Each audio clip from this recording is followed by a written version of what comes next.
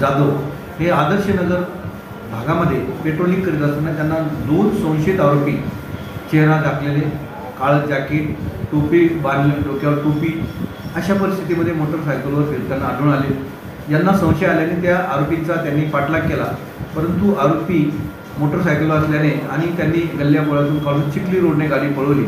त्यामध्ये आपल्या पोलीस जीपने त्यांचा पाठलाग करून देऊळगाव उगले या परिसरामध्ये सदर गाडीला थांबवण्याचा प्रयत्न केला। त्या दरम्यान सदर मोटरसायकलवर दोन्ही आरोपी रोडच्या बाजूला नालीत जाऊन पडले।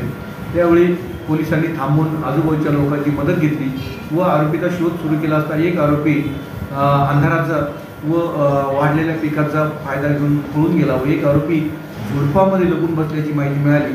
त्यानंतर आपली पोलीस पार्टी व आजूबाजूच्या लोकांनी त्या परिसरामध्ये झुडपे व खाली छोटे छोटे गवत या ठिकाणी सर्चिंग केली असता एक आरोपी झुडपामध्ये लपून असल्याचा दिसून आले। त्याला ताब्यात घेतलं, त्याला विचारपूस केली असता त्याचं नाव रोशनसिंग बाबूसिंग टाक, वय 22 वर्ष, हा देऊळगाव राजाचा एक रहिवासी आहे। त्याच्यावर यापूर्वी सुद्धा देऊळगाव राजाला 2 चोरीचे गुन्हे, बीबी पोलीस स्टेशन जिल्हा बुलढाणा येथे मोटरसायकलचा चोरीचा गुन्हा, टेंभुर्णी पोलीस स्टेशनला अवैध हत्या प्रकरणी एक गुन्हा दाखल असून असा हा सराईत गुन्हेगार आपण पकडलेला आहे।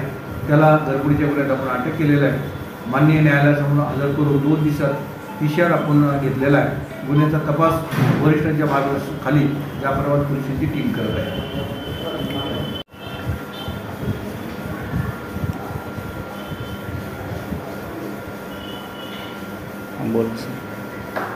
जाफराबाद शहरामध्ये चालू महिन्यामध्ये मागच्या आठवड्यामध्ये दिवसा 2 घरफोड्याचे प्रकार झाले होते आणि त्या घरफोड्याच्या बाबतीत पोलिसांना गुन्हा दाखल झाल्यानंतर पोलीस स्टेशनचे 3 अधिकाऱ्यांमार्फत 3 पथकं त्या गुन्ह्यातील आरोपीचा शोध घेण्यासाठी नेमण्यात आले होते। त्यामध्ये PSI Pawar, PSI Tayde, PSI पठाणे असे 3 पथकांनी आपली कामगिरी करत असताना काल